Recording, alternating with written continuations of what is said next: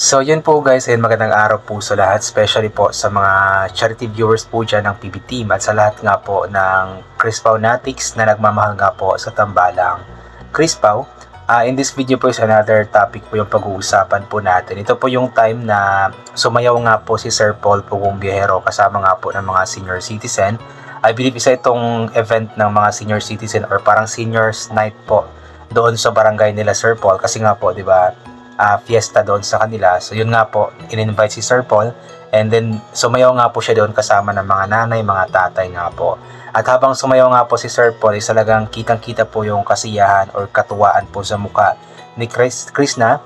At feel ko talaga na sobrang proud nga po siya kay Sir Paul. Hindi lang dahil sumayaw si Sir Paul kasama ng mga senior citizen, kundi sobrang proud siya kay Sir Paul dahil nga po sa nakamit nitong tagumpay, sa ambag nito sa kanyang lipunan, sa kanyang barangay, sa kanyang lugar, ay talagang napakalaki po ng respeto na nakukuha po niya sa mula sa kanyang mga kabarangay, sa mga senior citizen doon. At every time nga po na may mga events nga po sila, katulad na nga lang po itong parang seniors night nga po ito, ay ini-invite nga po talaga si Sir Paul. At kumbaga, yung pag-i-invite po kay Sir Paul sa mga events po nila doon sa barangay, isang patunay po yun na sobrang proud po yung buong barangay po sa kanya at malaki po yung respeto, kumbaga tinitingala po siya ng mga taga-barangay po niya kasi malaki din talaga naman ang naiambag ni Sir Paul sa kanyang barangay at bilang taga Mindoro or taga Lubang, Barangay Lubang Mindoro nga po, Oriental Mindoro, ay talagang sobrang proud po yung mga tao doon sa nakakamit nga po na tagumpay ni Sir Paul, especially po yung pagpapabot po niya ng tulong sa mga kababayan po natin. Kaya ganoon na lamang po kalaki yung respeto ng mga tao doon kay Sir Paul.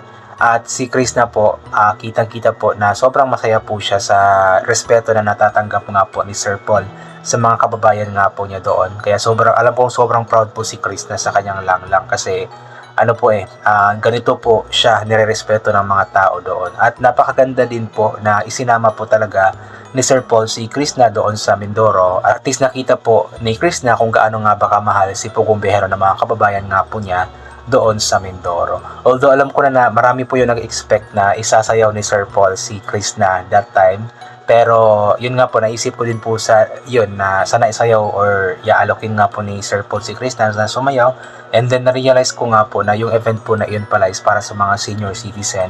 So kaya siguro hindi na lamang po kumbaga in-invite or inalok ni Sir Paul si Chris na sumayaw doon sa harap or sa dahil nga po event po yun ng mga senior citizen. But then panoorin nyo po yung latest vlog mo ni Sir Paul nung pumunta nga po sila doon sa Kagubatan, doon sa kung saan ipinanganak, saan tumira sila Sir Paul dati, ay sumayaw nga po sila doon ni Chris na. Gagawan po natin ng reaction video po yun next po nito.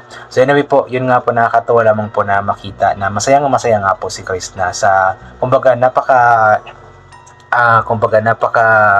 liit na gesture o napaka simpleng ginawa po ni Sir Paul na pagsayaw lamang ay sobrang natuwa na po si Chris na. Ibig sabihin lamang talaga is talagang napaka-supportive po ni Chris na kay Sir Paul.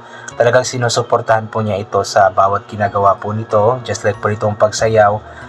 Although parang tinatawanan po niya, pero alam ko deep inside is masayang masaya si Chris na at proud nga po siya na yung kanyang langlang nga po is nare-respeto, ini-invite sa mga events po doon sa Mindoro.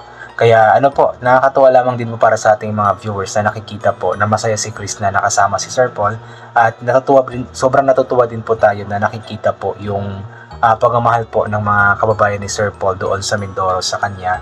Kasi tayong mga viewers nga, di ba, na hindi natin kabarangay or kalugar si Sir Paul, sobrang proud po tayo sa kanyang mga nakamit na tagumpay. Yung pagtulong po niya sa mga kababayan po natin na nangangailangan, especially po sa mga katutubo, ay sobrang proud na po tayo. How much more pa kaya itong mga kababayan po niya doon sa Mindoro na talagang kababayan po niya, kapitbahay po niya, tagalugar po talaga. Kaya alam kong sobrang proud po talaga sila kay Sir Paul at napakasaya po ngayon ng naging fiesta celebration po nila dahil nga po dumalo nga po doon ang isa sa maituturing po natin ngayon na sikat po talaga na vlogger, especially pagdating po sa pagpapaabot ng tulong sa mga kababayan po nating nangangailangan. So anyway po, basahin po natin yung ilan po sa mga komento ng mga tao pong sobrang natuwa din po sa naging pagsayaw ni Sir Paul at sa kasiyahan din po na nadama ni Krishna. So ito po. Evelyn Toledo, nakikita ko talaga kay Sir Paul, kahit nasa harap na siya, nililingon niya pa rin ang mga kasamahan. Mga kasamahan niya, isa lang ang ibig sabihin ha.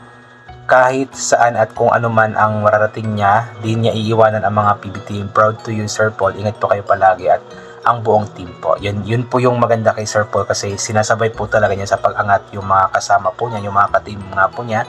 At totoo nga po, nung habang sumasayaw si Sir Paul, lingon ng lingon nga po siya sa mga kasama po niya.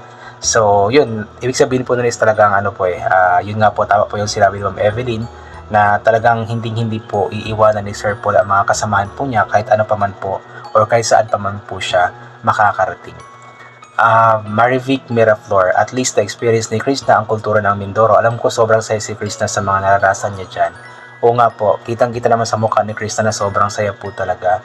At tama, na-experience po talaga ni Krishna yung kung paano nga ba mag-celebrate ng fiesta ang Mindoro. At meron po silang ganito na sayawan. I'm not sure kung sa ibang lugar, sa ibang barangays meron ganito. Kasi sa amin dito is wala pong ganoon eh. Although may sayawan, pero yung mga teens na po kasi, mga kabataan po na nagdi-disco, wala po yung ganoong sayawan na baile. Ang tawag dyan, baile. Ano bang tawag dyan? Baile kasi yung tawag sa amin yan eh. Anyway, yun nga po, hope na itong kultura po na ito ng mga Pilipino is maibalik po, di ba? At least, every fiesta lang naman eh. Once in a year lang naman po yung fiesta. So sana maibalik din po yun sa bawat lugar, sa bawat barangay, sa bawat fiesta po ng community ng mga Pilipino. Panot Rosalia, proud na proud ang babae sa lang niya, oy. Krishna, mahusay ko lang Krishna, marami kaming nagamahal sa inyo ni Sir Paul, watching from Saudi Arabia. No skip ads, stress reliever, Chris Paul. Yun nga po, kitang-kita po talaga na sobrang proud nga po itong si Krishna sa kanyang lang na si Sir Paul. Yun nga, inuulit ko, hindi lang dahil sa pagsayaw po nito, kundi dahil sa respeto na naibibigay o natatanggap nito mula sa kanyang mga kababayan sa Mindoro. Rosemary Dawal, ayan. Ang saya naman napasaba kayo sa sayawan, Sir Paul. Ang galing, tuwang-tuwa si Krishna. And happy birthday, Sir Dong. Ayan, yun nga po, belated happy birthday nga pala kay Sir Dongs, kay Dongs TV. Sa mga hindi po nakakilala pa po pala sa kanya, si Sir Dongs po yung isa sa pinaka matatawag po natin na pioneer member po ng PB team. I believe from Batangas si Sir Dongs, or Mindoro din po. I'm not sure pero dati kasi nag-vlog din po yan siya dati, bago pa man siya pumunta ng Australia, is kasama po siya ng PB team po talaga nila Sir Paul sa pag-vlog nga po doon sa Luzon. And yun nga, siguro ngayon umuwi siya dahil nga po gusto niyang makasamang muli ang PB team, especially nga po si Sir Paul at sila Krishna. At nakakatawa lamang po yun kasi yun nga po, nagkasama-sama silang muli. Although may mga kulang, I believe wala si Christian TV ko, si Derek Frankie, si PB team noon, may vlog na po pala siyang in-upload po kanina. So panoorin niyo po yun kung ano nga ba yung dahilan kung bakit hindi po siya nakasama sa Mindoro. Jocelyn Makatubal, happy fiesta po. Nakakatawa si Krishna. Ngayon lang kasi niya nakita ang lang niya na sumasayaw. Actually, sumasayaw naman si Sir Paul. Minsan pa nga nag-TikTok sila, di ba? Sabay silang ang ingay po, may nagpapanday sa kapitbahay. Anyway, yun nga po, sumasayaw naman si Sir Paul pero sa TikTok kasama nga po si Krishna. Pero yung nga po, sumasayaw nga po sa ganun po, may fiestahan, mga senior kasama. So first time pong makita ni Krishna po iyon. Kaya tuwang-tuwa po siya.